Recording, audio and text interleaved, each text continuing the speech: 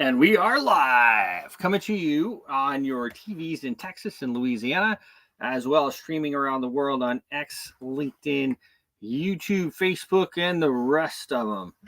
We have an exciting show lined up today. I'll tell you what, there's a lot going on in the world. You can see even just in the title. But just to give you a small cap of what we have today, of course, we have Anthony Hudson. Anthony Hudson, he's a Michigan candidate for the U.S. House of Representatives. We have a lot going on, of course, over in France as well. The Liberal Party has won that election. We'll talk more about it in a bit. Big news out, of course, the Supreme Court in one of the rulings, I'll have the exact one here in a bit. They have ruled that it is trespassing and not insurrection. So this has, of course, there's a lot of people that are going to be affected by this. There's a lot of there's young fathers in jail. There's grandmas in jail. I mean, this is a real mess. So I am calling for right now for them to release the J6 hostages immediately. These people should be coming out of jail. As far as I'm concerned, today they should start releasing these people. Definitely a big rebuke again by the Supreme Court for the Biden for the Biden DOJ. It has been they have been a real mess. So that is great news coming out of great news coming out of DC and the Supreme Court. Let's see here. Trespassing. France Liberal Party wins the election. As I said, we'll do that. We're also going to showcase Polka Gold. Polka Gold is a similar asset to a stable coin, except it is stabilized by crypto. So that's going to be pretty interesting. We're going to talk about it a lot, or we're going to talk about it a bit here. So I'm going to go ahead and bring on Anthony Hudson.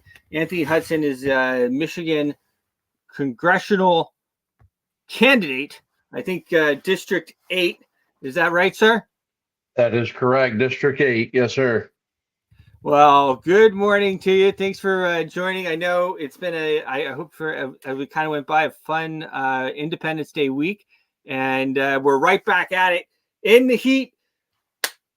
Let's go. So tell me a little bit about yourself and what inspired you to run for Congress. Well, I tell people all over the country, I'm just an average guy. I live an average life just like everybody else does. And it was back in January. I was really just irritated with where our country's going. And I'd read a quote by Gandhi that said, sometimes if you want to see real change in the world, you have to be the change you want to see. So I decided I was going to step up and run for Congress. We have an open seat here in District 8. Dan Kildee is retiring, and I had a lot of support from the Michigan GOP. They loved my platform. They loved what I had to say, and led me to believe that we had a really good shot of winning this district and going to Washington to make the changes necessary to keep this country headed in the right direction and not the wrong direction under Sleepy Joe. Sleepy Joe, Crooked Joe, Sleepy Joe. I mean, this guy, I tell you what, man, from the beginning, I mean, we all know how he got in there. And it just was like one thing after the other. He's been an absolute disaster. He's been a disaster for everyone's pocketbooks. He's been a disaster for just life in general of human beings. There is so much death and destruction around the world because of this guy's lack of leadership. And or leading the wrong way. It's absolutely unbelievable. But Congress is part and parcel of the whole thing. I mean, it's been like a rubber stamp, especially the Senate, but Congress has not been much worse. And it's so important to get America First candidates into Congress. And that's why, and shout out to our buddy, the Outlaw Gator, and his Patriots United platform, because that's what they've been doing. They have been getting the America First candidates and bringing them forth. So that's what we need. So who are you running against? And now, have you already gotten the nomination? Our primary is August 6th, so it's coming up in 4 weeks from tomorrow. And I'm running against Paul Young, who has ran this election the last 2 election cycles. He's won the primary, but has failed to win the general election against the Democrat. And we also have Mary Draves running against us, and she has been a lifelong Democrat. She claims it was for work purposes because she worked at a far left company called Dow Chemical up in Midland, and she has decided to jump on the Republican ticket. So we've had some fun exposing the truth about her and what she stands for, and Republicans are starting to wake up and pay more attention to the candidates, and we really do have a shot of winning this thing because a lot of people just don't support Paul Young's political views, and the true conservatives have no respect for Mary Draves. They like what they hear coming from the truck drivers. So we feel like we have a really good shot here. Okay, so now and just to be clear for our viewers and everything, so the incumbent is a Democrat. The incumbent is a Democrat, and he is retiring. Okay. This has been deemed one of the top 5 congressional races across the country because of the implications. This is a blue district currently, but we're sitting at +3 Republican. If we flip this district red, we flip the state of Michigan red, which means Trump will most likely win the swing state of Michigan. So there's a lot of implications riding on District 8. All right, well, interesting. I mean, Michigan is so important. It's like just one of those states, Michigan, Pennsylvania, even New Jersey. But I mean, Michigan, Pennsylvania, of course, you got Florida and stuff like that. But I mean, Michigan and Pennsylvania, these are just like kind of must wins. If they go one way or the other, I mean, that's just normally the way it goes. You and I, there's not much years between us, and we've seen it our whole lives. Right. That's really the way it goes. So. Now, how are things polling for the different candidates? What do you guys? How's the matchup stacking up? The polling, I don't buy into it. I don't believe in it. It's usually one candidate paying for the poll, and obviously they're going to hit areas where that candidate is leading or where that candidate has support. Only 2 polls I've seen have only asked 300 people who they would vote for, and we have over 85,000 primary voters in our district. So right now, Paul Young has the name recognition, and then there's a battle between myself and Mary Draves for the second spot. But again, 300 people versus 85,000 people. And I know the further north you go, I would be dominating in the polls there. Genesee County here where I live, which is where Flint, Michigan is. It's a very heavy Democrat city. So there's a lot going on here, but Paul's paying for those polls to go out, and obviously they're gonna do everything they can to push to make sure that he's leading with what he pays for. So I don't pay much attention to the polls right now. I don't. Well, I hear you. So, and then it's August 8th is the primary. August 6th. August 6th. Okay. All right. So how can people help you the most? What is the most significant thing that they can do for you? Yeah. Well, I am I'm the long shot candidate here because I didn't have the name recognition as Paul Young. I definitely don't have the finances that Paul Young has. So our biggest issue right now is just raising money. Paul Young, I believe, has over $1.3 million in his campaign. Mary Draves has raised $550,000 from all the establishment and the rhinos that are trying to push the uniparty, so to speak. And then we've raised about $120,000, which isn't bad. $120,000 for a guy who's never ran for office before. It says something in itself that people that don't have much money are contributing to one of their own. And what we've been doing is very strategic. We waited until July 1st to launch our commercials and our advertising. We have 5 billboards going up in the district today. So we've been kind of like a sniper on the rooftop, targeting the people that we want to see our messaging. And we've sent out 18,000 ballot chaser mailers to chase those ballots for early voting. But we've waited and waited and waited until the last month so that we could just dump all of our money into our marketing and advertising. And so far, it's gotten some overwhelming numbers. We've seen our popularity go up quite a bit. We've also heard rumors in places like Saginaw, Michigan. The delegates there are going against the EC board. The EC actually endorsed Mary Draves, but the delegates are standing up pushing for Anthony Hudson, which is always a good thing because they understand where I'm coming from and what it is that I want to do to help the American people in this country and tell the rest of the world to kind of, time out for a minute. We need to fix our own backyard before we are any good to the rest of the world. So a lot of people are jumping on board because of that, and we appreciate it. So right now, if people want to help us out, they can go to our website, anthonyhudson2k24.com, and just send a small contribution, $20, $10, a cup of coffee at Starbucks if you'd like. Every penny helps if you know how to budget and live within that budget, and that's exactly what we're doing. All right, so I'm going to put this up here. It's Anthony Hudson, 2K24? 2K24.com. 24.com. Anthony Hudson, 2K24.com. Let's put that on here. Is that right? That's correct. Okay.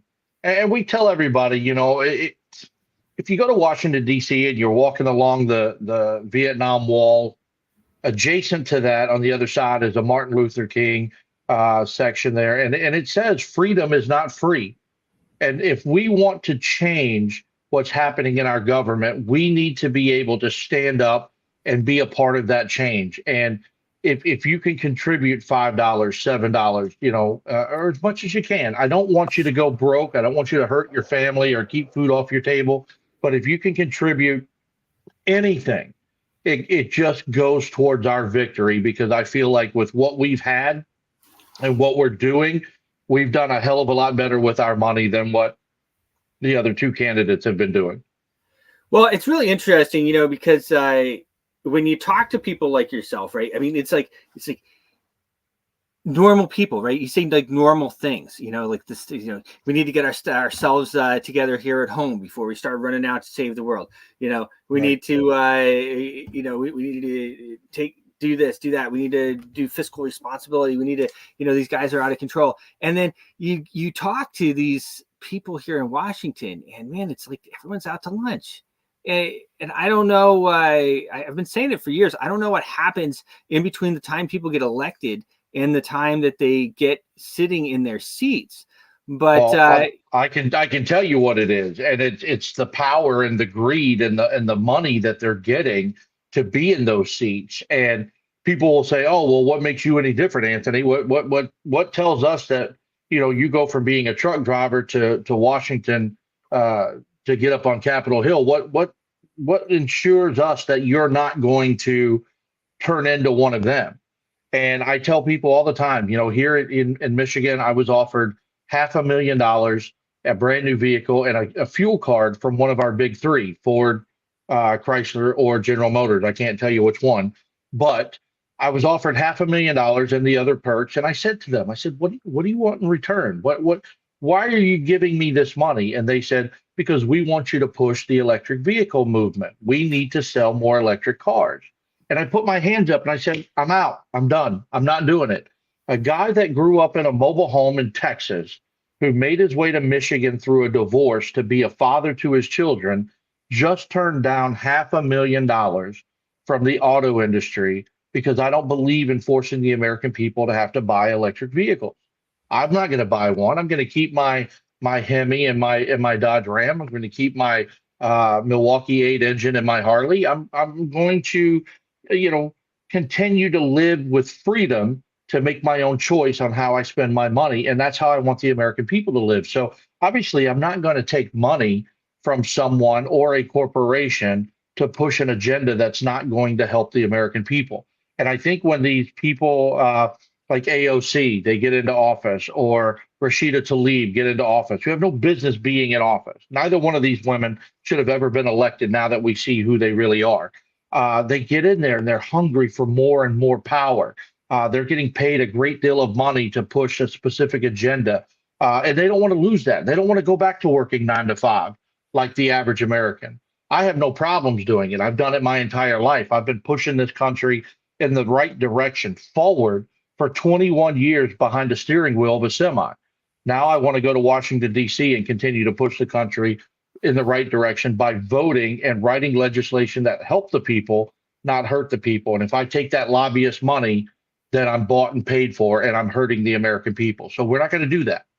Well, I think you just hit it right on the head, and that's why we have. I mean, we could just go down the rabbit hole, but it is what's wrong. And we have foreign groups that have basically unlimited amounts of money, and Right. they're able to buy off candidates, and it doesn't even take that much. I mean, $500,000 is it's a lot of money. It's not a lot of money, but it is still a lot of money. You know what I mean? I mean, if you take the average person and give them $500,000, they can retire if they spend it the right way. But a lot of times when you see someone win the lottery, they go out and they buy a $900,000 home, not realizing that the electric bill is going to cost them $1,600 a month. So they end up losing their home because they can't afford it, or the taxes on that home. One of the biggest things we're pushing for is to cut taxes completely in this country, because going through research, and I would love to introduce you to a guy that I know named Payman Montahede. He's out of Florida, and he's the founder of the Freedom Law School. There is no legislation written that 98% of us have to pay federal income taxes. And I'll go out on a limb and tell you I'm probably the only congressional candidate in this country right now that did not file and pay this corrupt government this past tax season. I refuse to give them my money because all they're doing is committing crimes with that money. They're allowing illegals to come in this country. Those illegals are raping and killing our women and children. The drugs that are coming into our country, the bombings in Ukraine, that's where your hard-earned money is going. And until the government decides to represent the people and use our tax dollars to help the American people, our veterans, our homeless, our hungry, our families that have lost everything, then I'm not going to contribute or aid and abet a criminal element, which is our United States government. So we are pushing the narrative that we're trying to educate everyone that you don't have to pay your federal income taxes. And when we're off air, I'd love to give you Payman's information and have you talk to him, because I travel with him all over the country.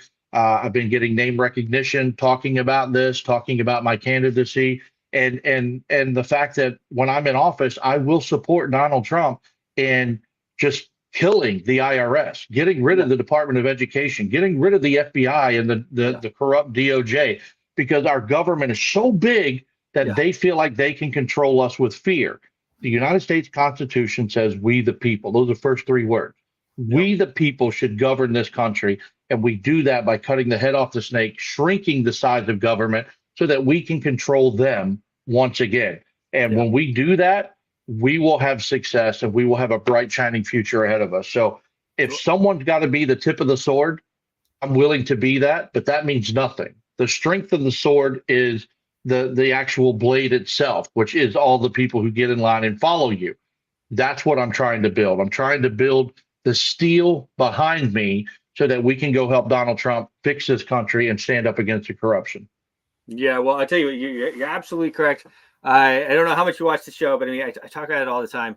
Since 1913, we've been ruled by this central banking cartel. Of course, we have now the IRS was started in the same year. We went to war right after that. We've basically been at war. There are many more of us than there are of them, but they just keep bloating. I was at a central, believe it or not, a central bankers luncheon a few months ago, and it was interesting because the guy got on stage and he was talking about how we had this problem, and the bureaucracy just keeps getting bigger and it keeps getting bigger, right? And, this and that and the other, on and on and on. And I'm like, oh wow, I'm surprised this guy's kind of making sense, and it's watching him, and then his answer to it, his solution was so typical. Let's create another layer of bureaucracy to manage all the other layers of bureaucracy.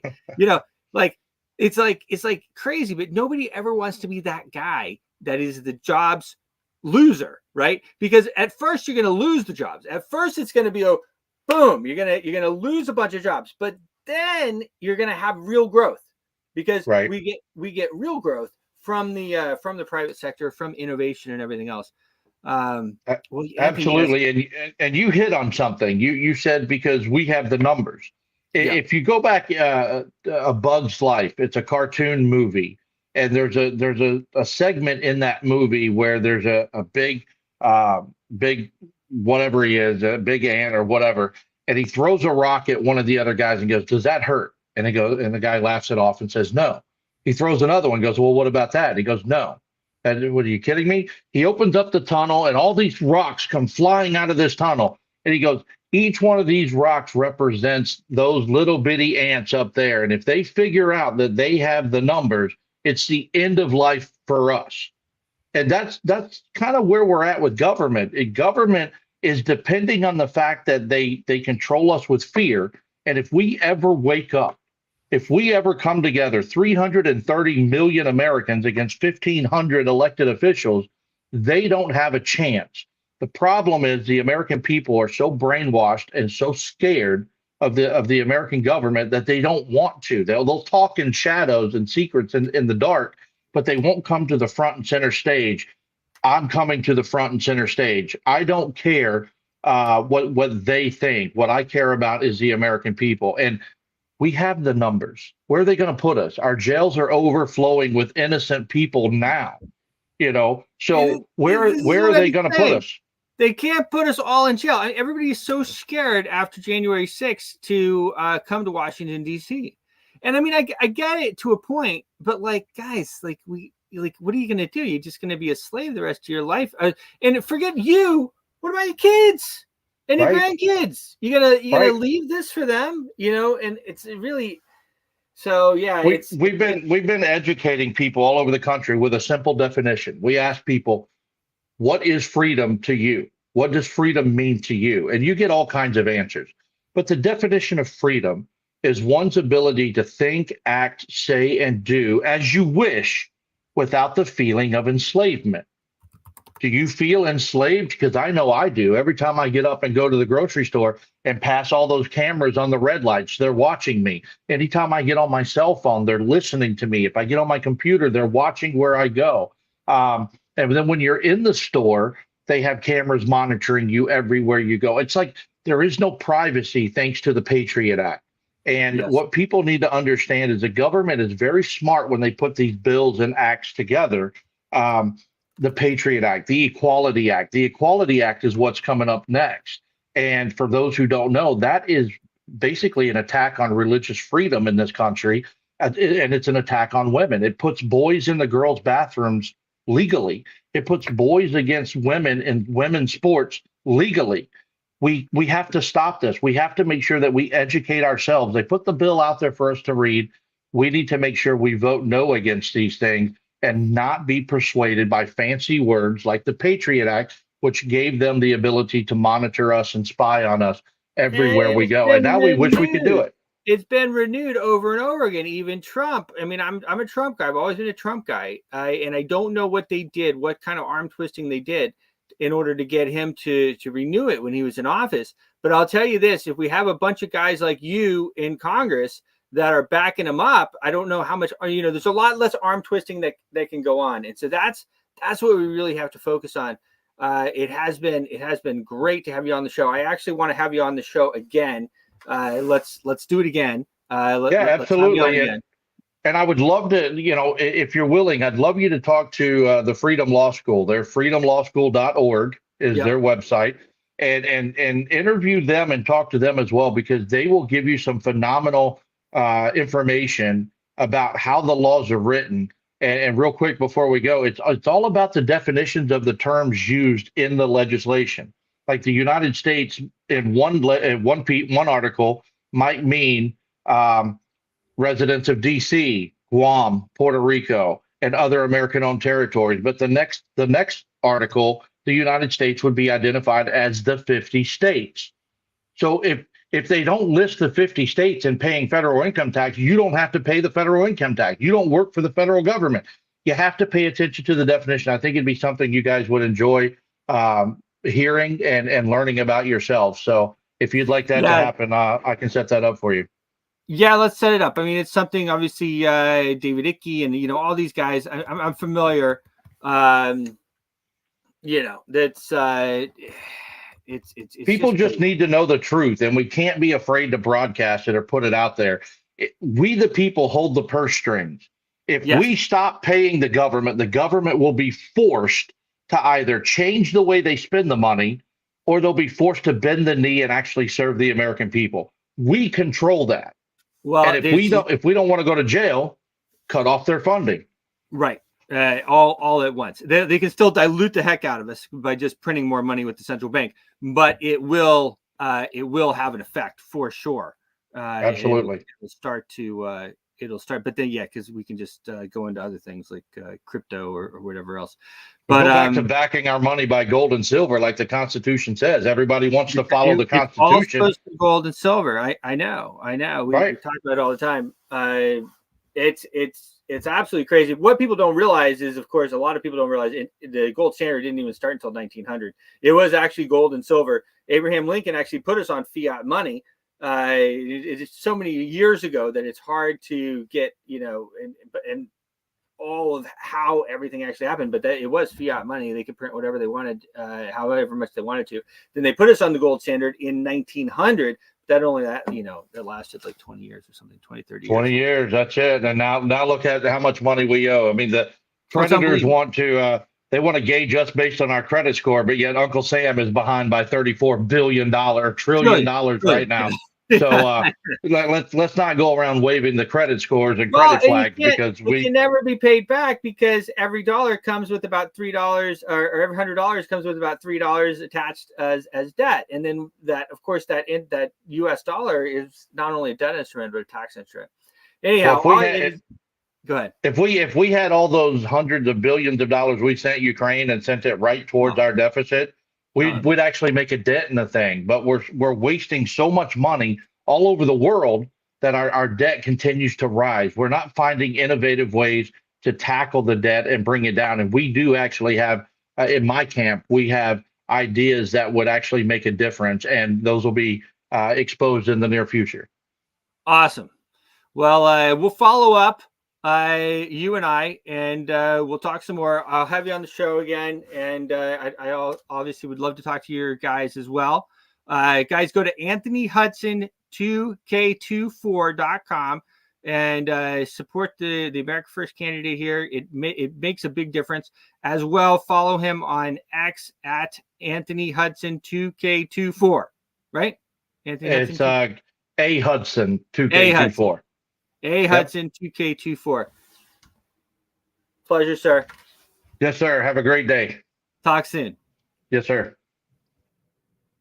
All right. Well, there you go, guys. And hats off to our friends over there at Patriots United for putting these together. It really makes a difference as we really need to push America First candidates forward. And that was one of the things that we talked about over and over again. And this guy's on the money. He's on the money. All right. I mean, he didn't say really anything that I disagreed with at all. And we need people like that. We need people that are telling you the truth, that are willing to fight, even doing the show every day, guys. I mean, I talk about all kinds of stuff really that we're not supposed to talk about. And hats off to our TV network, the Smart Money Culture TV network, for giving us a voice. We're about to hit 37 million people. We're hitting about 7 million people right now, but we are expanding. They're working on that deal as we speak, heading up to 37 million. So that's going to be a big jump for us. And we're super excited about it. But hats off to the Smart Money Culture TV network. Let me give them a banner up here too, for giving us a voice that we can talk about here. Where's my Smart Money Culture TV banner? I got it right here. To do somewhere. Smart Money Culture TV. That's a big, long one. Here we go. Boom. My eyes. Smart Money Culture TV network. All right, now I'm going to do another segment on polka gold. Polka gold. has been absolutely a really cool asset. I'm gonna showcase this one a bit over the next little bit, because over the next while, because I think this one is really, really cool. I recorded a segment for it last night, and there are a few things that I would like to add to it, but to be frank, it was so good, kind of, that I'm just going to leave it, and then I'll follow up with anything else that I might want to add to it. So Polka Gold is it's a very interesting asset, and I'll talk about it some more on the segment here coming up. But it is backed by Algorand. Algorand is number 60 or 61 on in the world, and it was put together for the community, for the polka dot community. So I'm going to play this right now, and then I'm going to follow up, and we're getting a lot more to talk about. But this is, I want you guys to just take a look, and then I'm going to follow up and talk about it here. So let me pop this up here. Polka Gold. Boom. And then I need to remove that so I'm not double. And let's go. Polka Gold. Polka Gold. Hey guys, welcome back. We have a very special coin or token on the Algorand network that we're focusing on today. It is called Polka Gold.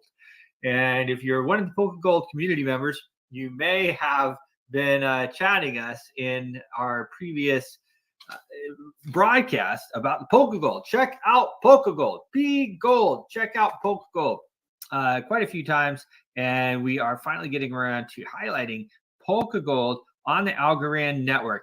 Polkagold.tech is the website for this one. And this one is a pretty interesting project for a number of reasons. Now, number one, if you a bit of the history of it, Polka Gold was started by anonymous founders. And you know how that is, right? It's kind of nice in a way to have an anonymous founder. You don't have somebody that is kind of the brand ebbs and tides with, or is really anchored to, it could be good or it could be bad, right? Anonymous, Bitcoin has an anonymous founder. Of course, that's worked out really well for us. But one thing that is clear is these founders are whales of Polkadot, and they're whales of Algorand.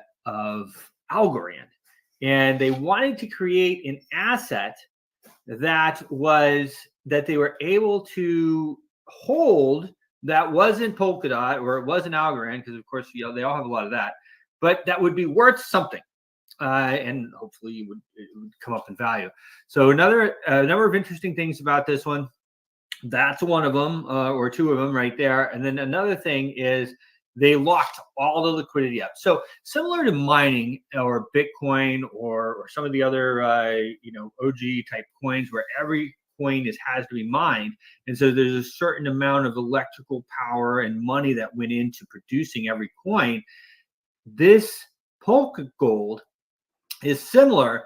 They locked all the liquidity, so they put a bunch of Algorand and all of the tokens into the DEX, into the liquidity pool, and locked it.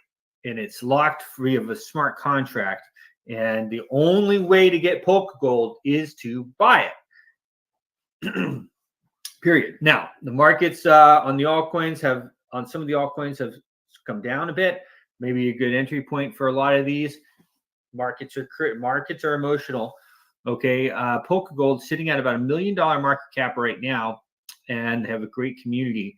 And with this locked liquidity in there, it looks pretty interesting to me. So I'm going to go over a couple of things about it, but those are a number of the interesting points. It's polkagold.tech is the website. Polka Gold on Algorand, made by Polkadot and Algorand whales, in order to create something that they could hold that would have value.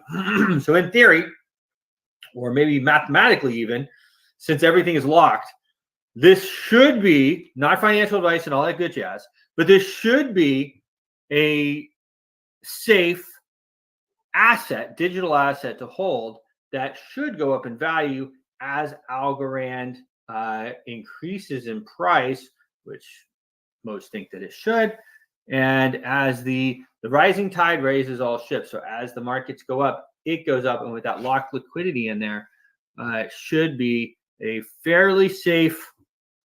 It should be a fairly safe buy and hold, and it should go up, right? And the more users that come in, they have to buy it.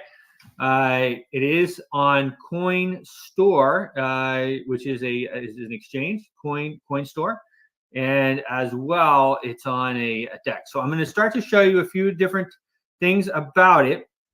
This is we are doing a spotlight on Polkadot here, or Polka Gold rather, and it is a pretty interesting one. So first of all, and then I'm going to go over how to buy it and everything else. Okay, so I'm going to share my screen here. Polka Gold, how to buy a Polka Gold, the reserve digital commodity. Okay, so I'm sharing here. So Polka Gold, the reserve digital commodity for Polkadot. So that was how, and if I didn't explain that quite correctly, so that was how it was initially, because if you're, like I said, if you're part of these communities, obviously you have a lot of those assets. So you don't want to just hold those assets. That's the point. You want to hold other things that can have value and grow in value. You look at how Microsoft is holding Bitcoin, right? They're not just holding their own, not Microsoft, but MicroStrategy is holding Bitcoin. They're not just holding their own stocks here. So they do have staking, P-Gold staking, Algo explored the CoinMarketCap, the Binance guide, which is how to buy, which I'm gonna go to in a minute. So about Polka Gold emerges as a digital parallel to traditional gold, encapsulating trust and reliability in the digital age. Limited to a Genesis production of 10 million coins, Polkadot is designed to uphold the principles of scarcity and non-inflation, available now on TinyMan. So the exclusive Genesis production, limited to just 10 million coins, produced at Genesis, ensuring scarcity and no inflation, decentralized availability, accessibility on the TinyMan platform, offering ease of acquisition and trading. Robust ecosystem role complements the Polkadot network's existing assets, the DOT, USDT, USDC, adding a layer of economic stability. Okay, so innovative distribution model adopts a unique approach, which I already went over. 0% allocation to the team or founders, and 100% locked up and dedicated to exchange liquidity. Fair and democratic access ensures equal opportunity for all participants, from early adopters to public investors, to purchase P-Gold in a transparent manner. Symbols of the digital trust represent a new class of digital assets, embodying the principles of digital gold in the modern age. Now, we have different DEXs here. This is available on Coin Store. Get P-Gold on TinyMan DEX. Get on the Vistage DEX. I would, there is some Coin Store is a good, but I would recommend the DEXs is where you get it. Redefining value and fairness on the Polkadot ecosystem. Utility role within Polkadot. Polka Gold enhances the Polkadot's ecosystem, introducing a unique asset class alongside stablecoins like USDT and USDC, with the utility coin DOT. As a digital equivalent of traditional gold, Polka Gold serves as a reserve asset, integrating seamlessly into the network's economy. It is not only complements, but also enriches the existing financial landscape, adding a layer of stability and trustworthiness. Distribution and fairness. Polka Gold sets a new standard in the crypto asset distribution, committing to absolute fairness. It diverges from the norm with zero allocations to the team, founders, marketing efforts, marketing efforts, period. Early coin making up entire 100% of Polka Gold supply is allocated for exchange liquidity. This innovative approach to launch and distribution aligns with the egalitarian spirit seen in the Bitcoin's inception, which I mentioned, offering a unique opportunity for participants. Our vision is harmonious synergy between Algorand and Polkadot communities, converging to forge the hardest and most equitable distributed asset in the cryptocurrency realm. Polkadot stands as a testament to our innovative approach to bridging liquidity and community strengths with two major blue chip projects. I mean, guys, I mean, it looks pretty nice. So get P Gold on Vistage DEX. Okay, let me share this tab instead. So this is here on the Vistage DEX. Okay, you can see has about $430,000 in locked or in liquidity there. I don't think all of it's locked. I think about 80% of it's locked. I'm going to now share another screen that I have already opened here, I believe. Boom. Well, I don't need to. I can stay with this one, I think, and just hit Vistage. Yes. So, and what this shows is that Polka Gold is number 2. You see that? So Polka Gold is number 2 in the Algorand ecosystem. As far as I think, I'm not sure all the things that they're putting into that ranking. Okay, but I will point you over to right here. I'll make it a little bigger. So 480,000 is the amount of liquidity in this pairing, and then the stable TV at 94%, but the locked is 80%. So what's not locked there is what has been bought and sold.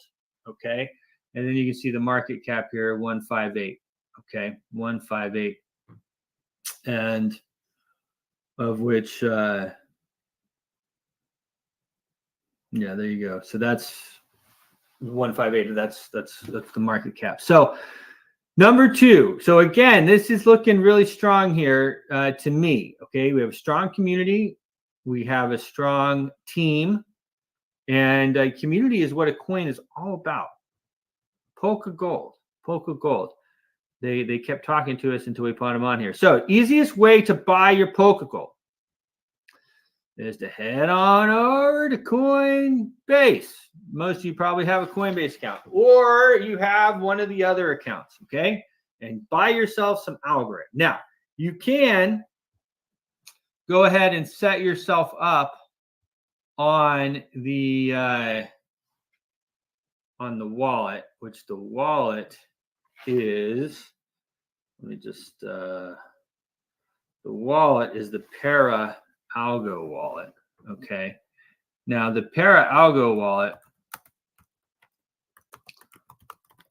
boom, is working best if you want to start a new account on your iPhone or your mobile. Okay, so you can use the Para Algo wallet, and that is the best place. That's where they've told me to hold your Polka Gold. Now, if you're outside of the US, you can go ahead and buy some Algo on here with your debit card. Or if you don't mind using a VPN, you can do it as well. I didn't say that. Okay.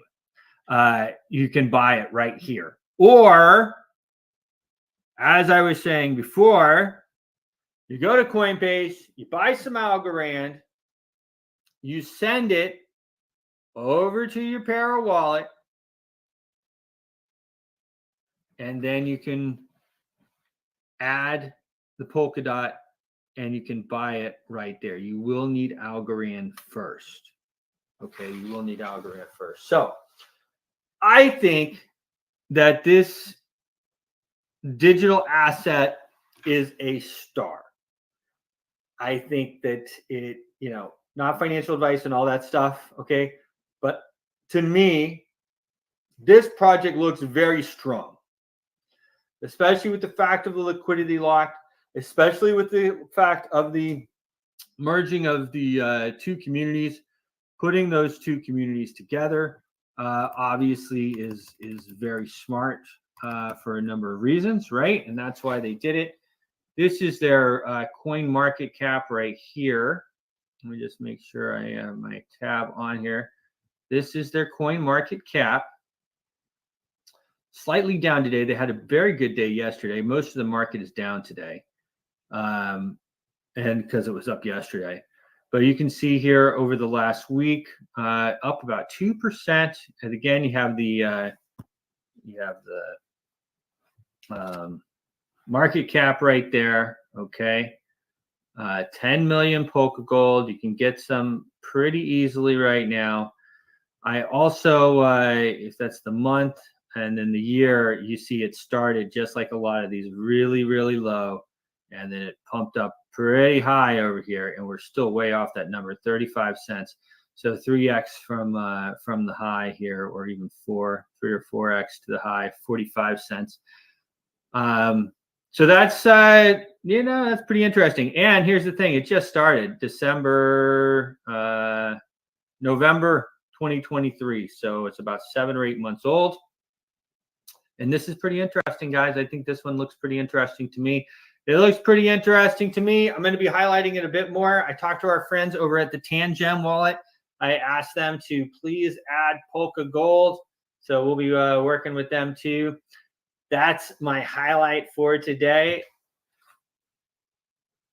Cheers.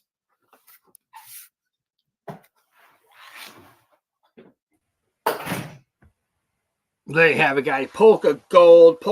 Today's highlight, as I said, pretty interesting asset. I'm going to talk a little bit more about it as we move forward. But these types of things, as we were just talking about with Anthony Hudson and some of the other people, we have to take power back from, I hate to call them overlords, but that's almost what it feels like. We have to take power back from the government and from these people who are enslaving all of us. I mean, the central bank and the powers that be.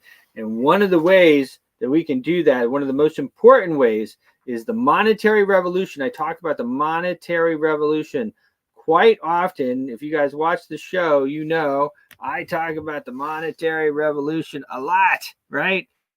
A lot. It's really important that people are involved and that people understand what is going on, because this is a revolution and it is time to take the power back from these people.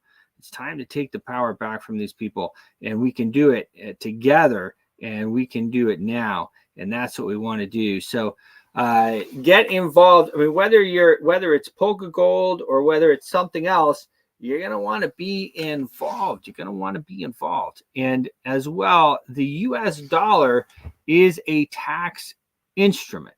It is a debt instrument, but it is also a tax instrument.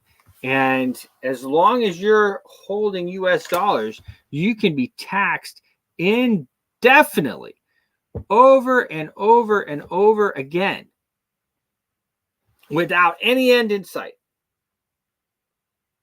Just look at how the dollar has been diluted, causing inflation over the last year. Eggs are double. Steak is double. Gas is double from a couple years ago. I mean, I could go down the list. There's a lot more graphics and everything that do it better than I. If we don't save ourselves, nobody is going to save us. Nobody is going to save us if we don't save ourselves. And that is just the absolute facts of the matter, guys. And, you can see what's going on around the world. We have, of course, the elections that just happened in France. And I kind of want to talk about that a little bit because, a lot of people are kind of like, oh my gosh, the far left won in France and it's over for them, and all this other stuff. But guys, remember how we got here. You got to start thinking ahead. You have to start thinking on a larger picture. Don't be so reactionary.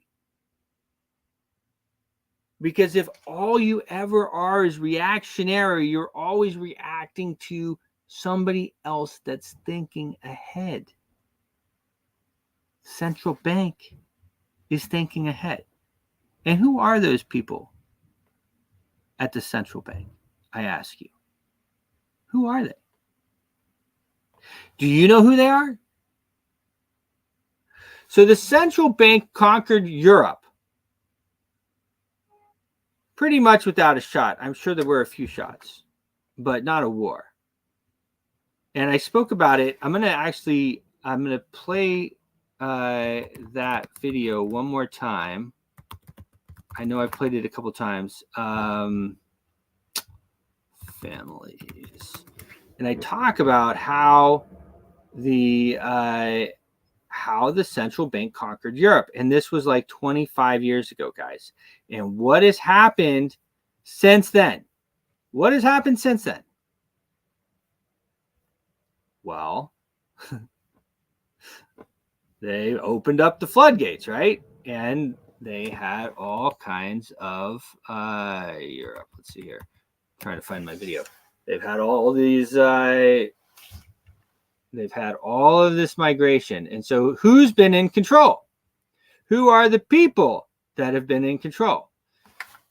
So you got to ask yourselves this. So if you're upset about all the migrants being in France, how did they get there? Who allowed them in? Who were the people in charge of the policy that let them in? Don't just be like, oh, I don't like these people. This is a disaster. Well, how did they get there? Who is the culprit? Short video. I talked about this. I'm going to play it. It's short video, but it's important. It's really important that everybody understands it. So I'm back in Paris, here to cover Paris Blockchain Week. Very important event here. Everybody pretty much is going to be here. I am at the museum, the Louvre Museum, or Museum des Louvre, as they call it here in France. One of the things I've been talking about over all these years that we have been friends and I've been broadcasting is the monetary revolution and how important it is.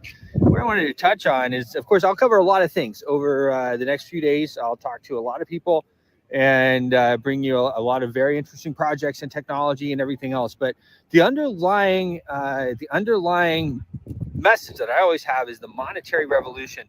And it's very interesting. And one of the ways that I understand really so much about the monetary revolution is what I saw happen in Europe. So I was lucky enough to start traveling a few decades ago before the euro was enacted. Before they started doing the euro, I was traveling around Europe, very, very cheap, very wonderful, still very beautiful. I mean, it's unbelievable here. You can just see behind me. It's just absolutely unbelievable. But the central banking cartel was able to conquer all of Europe without firing a shot. Now, how did they do that? How did they pull that off?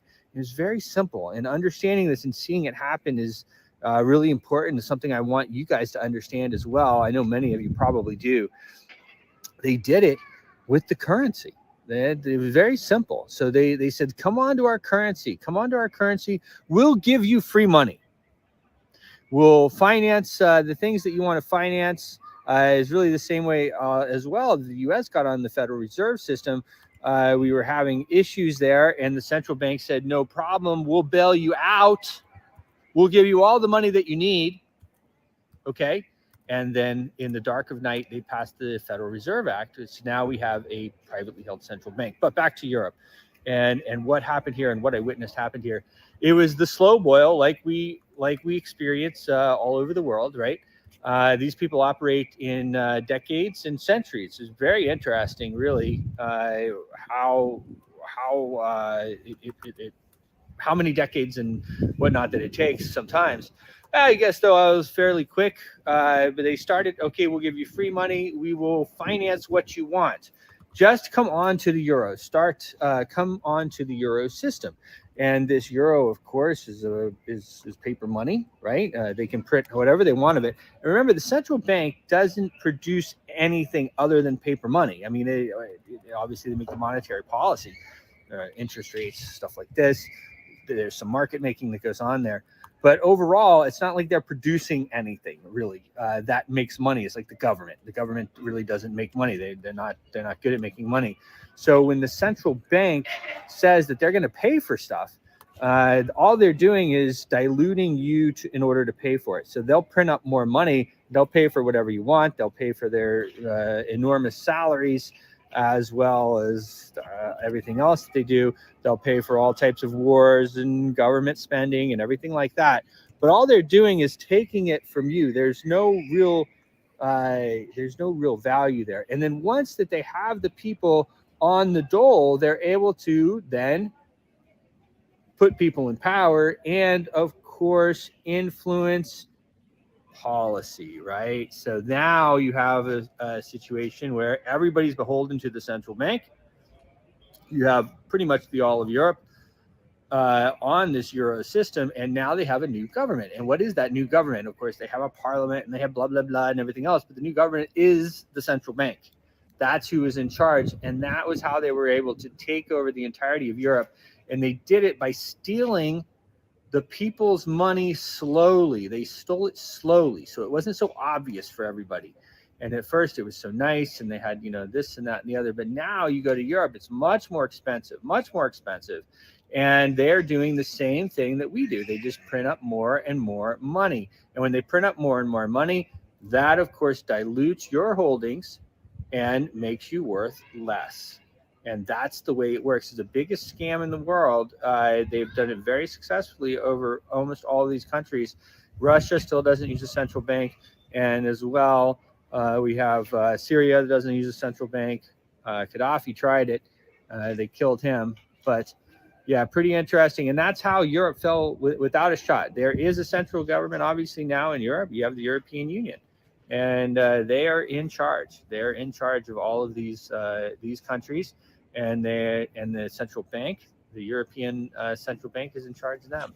And that is the same central banking cartels that runs the country in the United States and Brazil and all the other countries of the world. It was a big scam. We have to stop it. We can stop it. It's not going to be easy.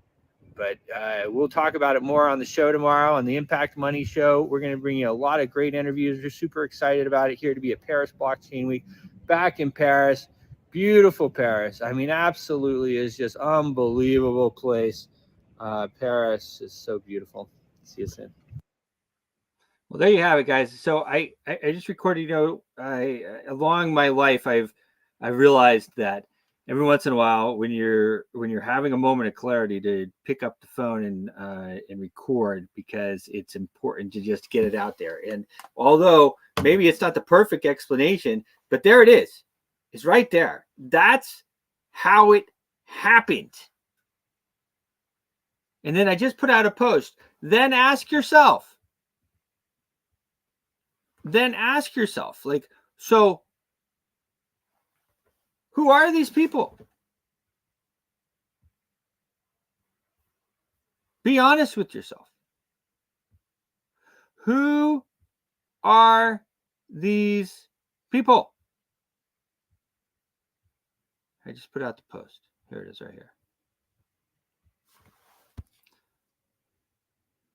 Can we agree that this led to the recent election results in France? Do you think that without open borders, the election in France would have happened the way it happened?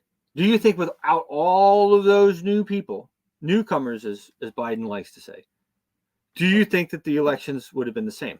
Now, I'm not saying I support one side or the other whatsoever. I understand things on a much larger scale of what's going on. But a lot of people are upset about it. And so I'm asking you, do you think that the migrants had something to do, the newcomers had something to do with the political results? And then the question I want you to ask yourself is, who owns the central bank? The ones who conquered Europe 25 years ago and opened the borders. Who are they? Where do they come from? What passports do they hold? Do you know their names? I do.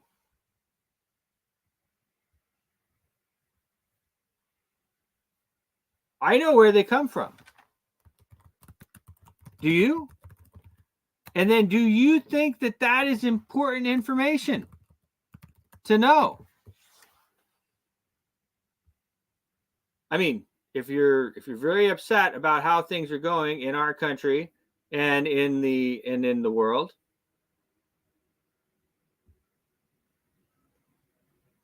these are the families right below me that own the U.S. central bank. This is the central banking cartel. There's a few other families involved in the European central bank, but it's basically these families are involved across. They're the Rothschilds,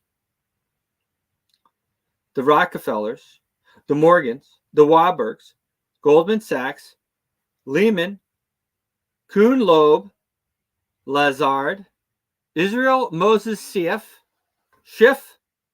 Stillman. And there's a few other ones that are involved in the European Central Bank as well. That's who's involved in the Federal Reserve.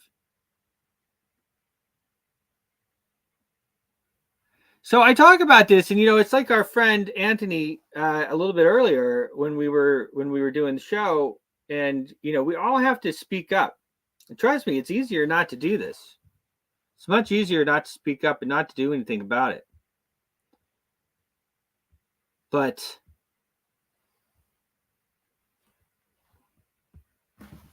what am I supposed to do, right? Yeah, it is what it is. So we have to save ourselves. And I need everybody to realize, stop being reactionary. What do all of these people have in common?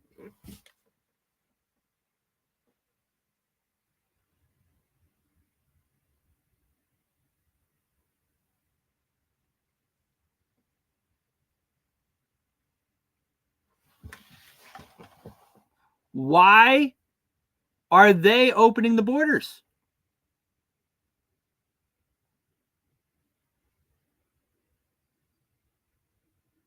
Allowing people that hate them to come in.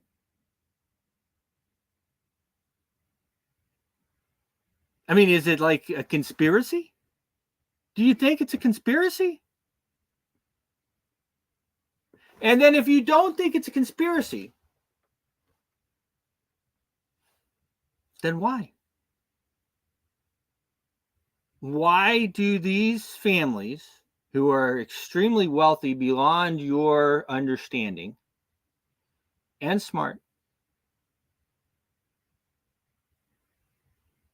why are they opening our borders in the Western world? Why? And that's what everybody needs to come to terms with. Why?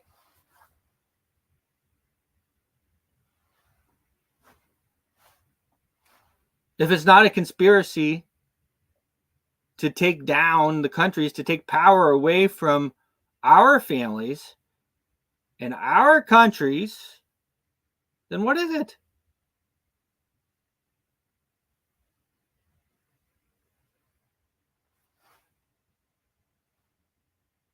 Really, really important questions. And this is why, of course, you have the central bank, of course, is in complete control of the U.S. Complete and absolute control of the U.S. Where are these people from? What passports do they hold? Why, no matter who we elect, can we not close the borders?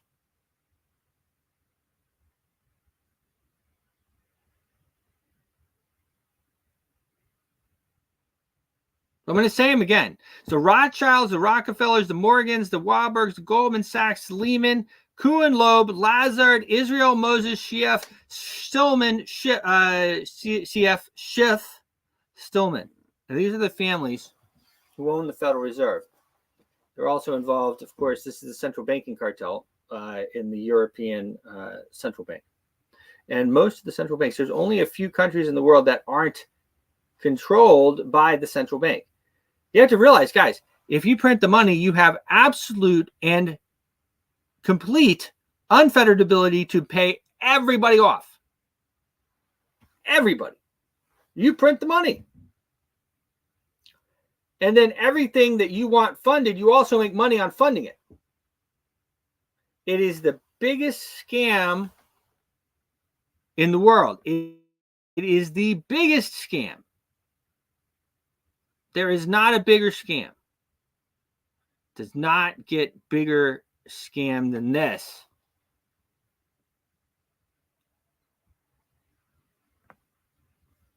Do you understand what a central bank is?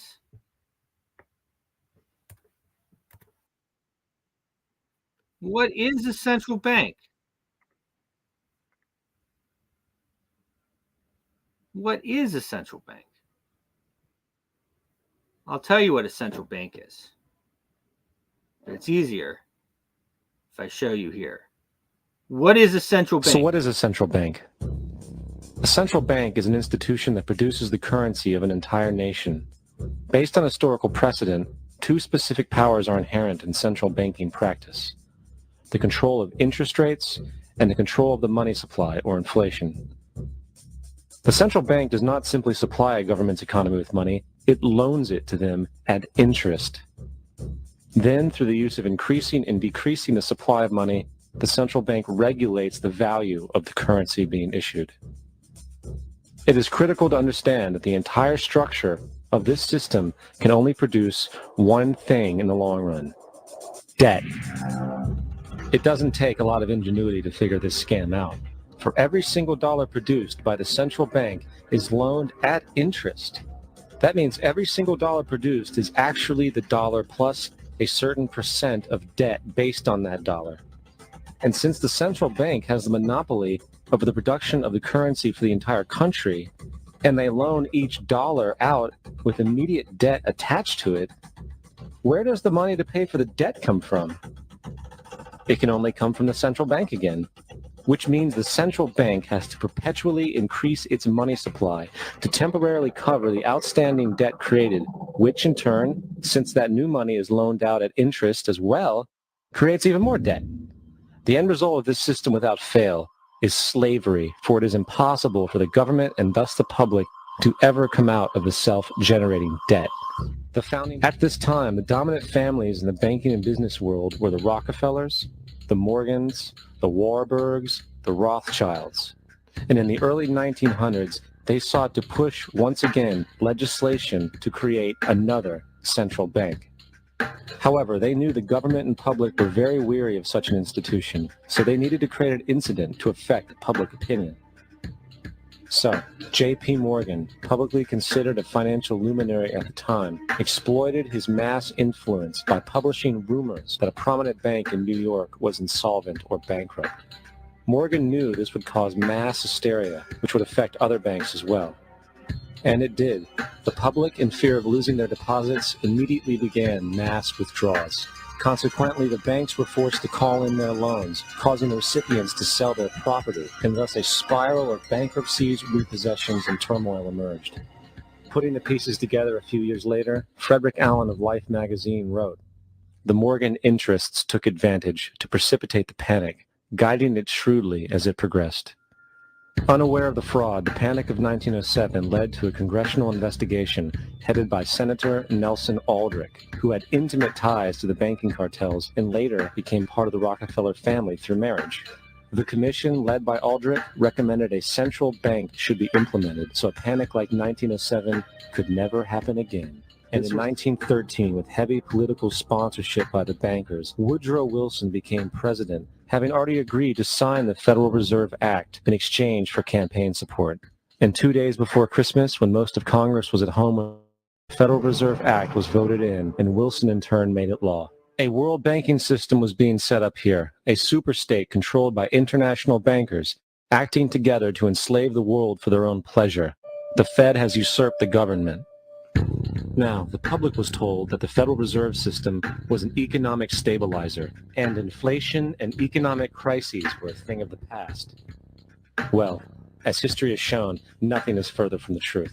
The fact is, the international bankers now had a streamlined machine to expand their personal ambitions. It's alive! It's alive!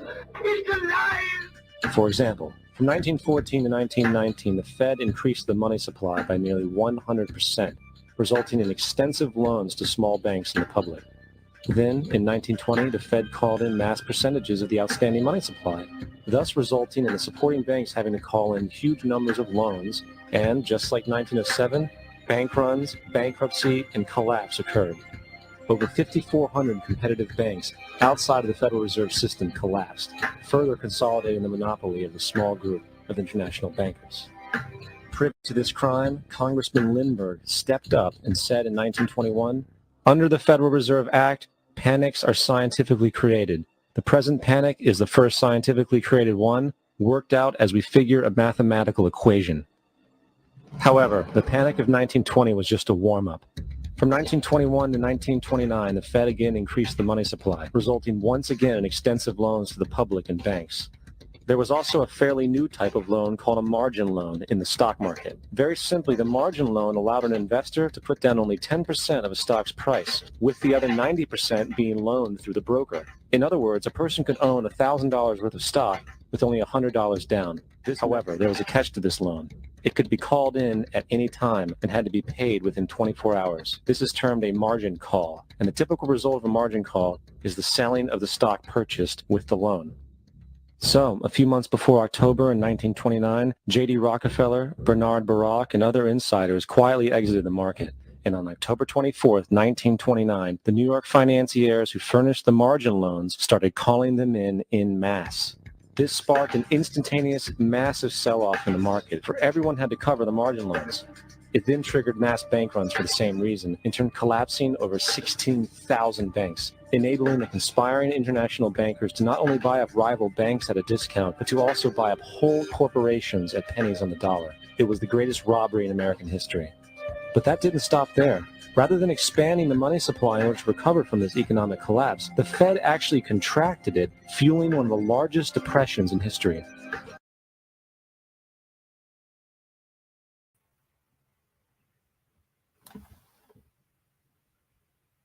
So again, it's really important, guys, because we're at a point in our history where our kids are either going to have something, our kids and our grandkids are either going to have something, we're either going to leave them a country or we're not. So everybody needs to be honest with themselves and honest with each other. If these families are in charge, if they've bypassed Congress and bypassed the U.S. government, and they've bypassed the governments of Europe, and everything's going to pot, then what's the deal? And it doesn't mean that we can't be friends and that we can't work together. But it probably means that they can't be in charge. I mean, if everything's going to crap and they're in charge, then we have to figure out how to change that, right? So we don't elect these people, but they're in charge. We have to end the Federal Reserve. We have to downsize the governments. We have to end the central bank. If you guys want to save yourselves over in Europe, I'm all in to help. I'm European too. I hail from Europe. We've been here a long time, but I'm proud of being European. And there's nothing wrong with being something else. I hope you're proud of where you come from too. And I hope that we can work together. But if you're upset about how things went in France, then we should talk about this. Now, if you're happy about how things went in France, then maybe these are your guys. Maybe they're your guys. Who knows? But I'll tell you this.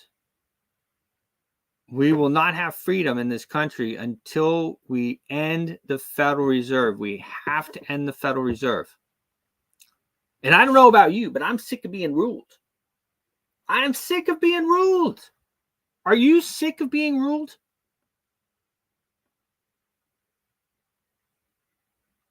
Do you know any of these families? Do you? Why should they rule us? Why should they rule me? Why should they be able to tax me as much as they want? There's two forms of taxes. They have the tax on the front end, which again, if Congress had to come to you and tell you, hey, I need another $1,000, another $5,000, you would say no. But the central bank fronts paper money out of thin air. So it doesn't matter if the U.S. government doesn't have the money, they still just spend it. And then you get taxed twice on it. You get taxed one on the front end in the form of the tax. And then you're also taxed on the back end, again, in the form of dilution of the money supply. And that's orchestrated by these people.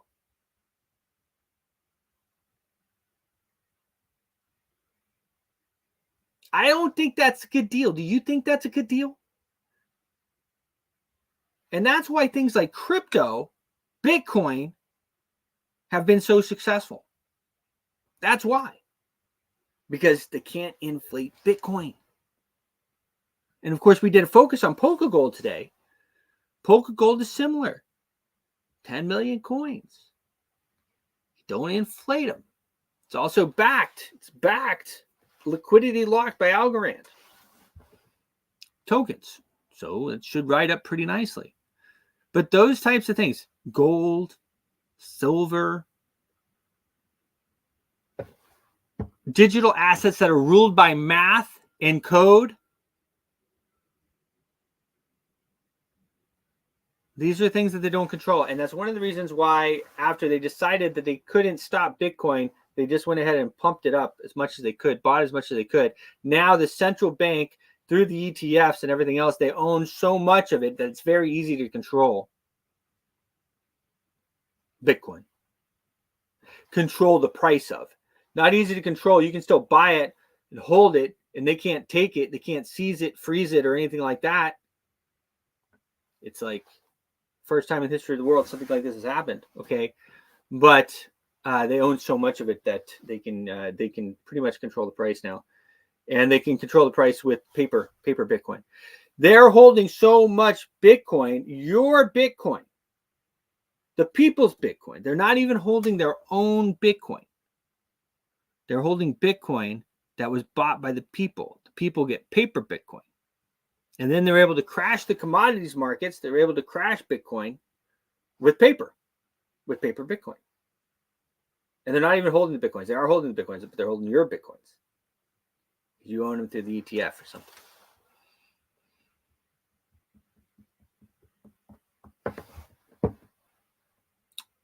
We're at a very important time in history. I wrote a song called The Rothschilds Tax. I'm going to sing it a bit more moving forward. The Rothschilds Tax. The Rothschilds Tax comes off our backs. The Rothschild Tax. We're under their stacks. Whoa. Stop taxing me. Whoa. Set me free! Well, it's been a fun show today, guys. We always love doing the show. Of course, the great Matt Dixon. We missed Matt today with our market report. He just arrived back into the UK, so he was getting some things set. From what I understand, he will be back tomorrow. I'm expecting him back tomorrow. The markets are in flux for sure. It looked like, the markets are having a rough time. They're having a rough time. You have the markets, of course, are controlled by those families, and those families all come from somewhere in particular. War, of course, is not helping the situation. But one of the things that central bankers do very well is they market make. Okay, and people don't understand all of the reasons why people market make. But one of the reasons why these people market make is to remove U.S. dollars from the market. People don't really understand that. 90% of U.S. dollar is digital already. So it's easy to remove them from the market. So if you've printed up a whole bunch of US dollars and you want to remove them from the market, you crash the commodities market, you liquidate a bunch of people, you buy back the digital assets, and that money is basically gone. And if you don't think it's gone, ask the traders. Do you still have the money? Anyhow, great show today. We will be on again on your TV sets in a few hours from now. We'll be reporting live, as we always do. Let me get my little jingle. I got a new jingle coming up. Your voice is powerful. When combined with social engagement, it's a force for change. Decentralized media paired with free speech is the catalyst for an empowered world and a unified, invaluable ecosystem. Join Global Boost, become a champion of free speech, and help to reshape the future of media.